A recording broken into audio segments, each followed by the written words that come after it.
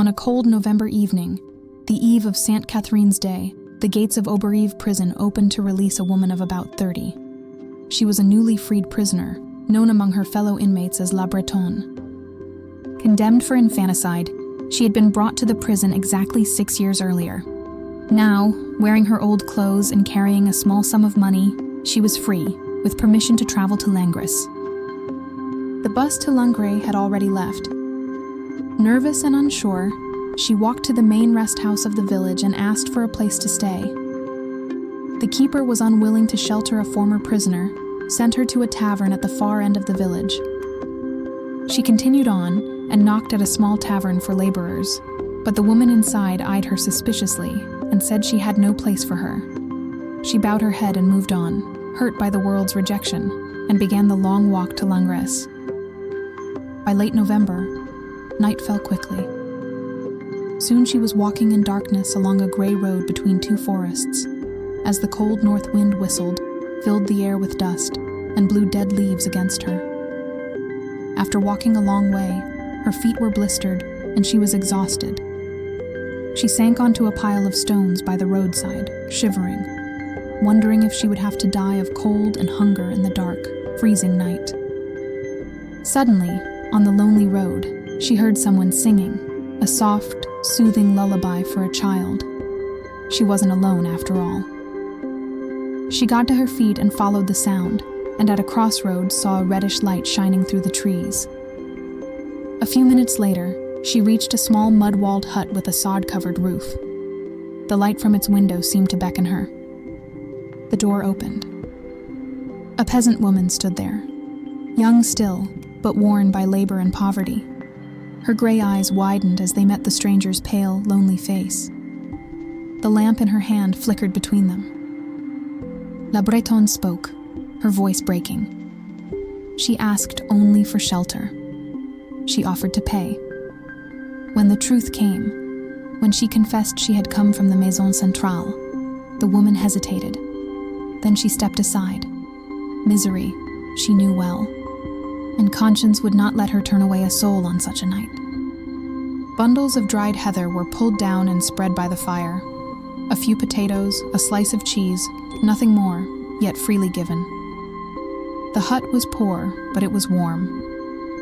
And for the first time that night, La Bretonne rested.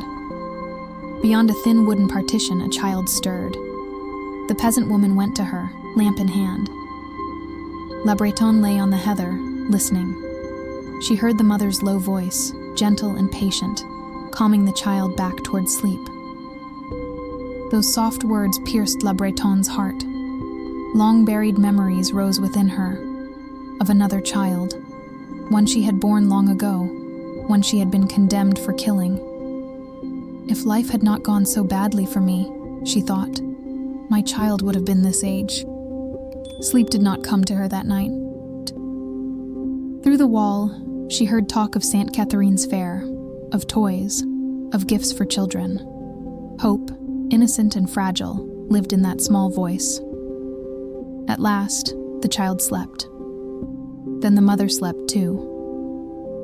But La Bretonne remained awake, and before dawn, while the hut still breathed with sleep, she rose and slipped quietly outside.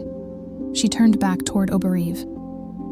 At first light, she walked the village's single street, searching the shop signs. One window stopped her. Inside lay a few poor toys, a paper doll, a small Noah's Ark, a stiff woolly lamb. She bought them all. She had just turned back toward the hut when a heavy hand fell on her shoulder. A gendarme stood before her.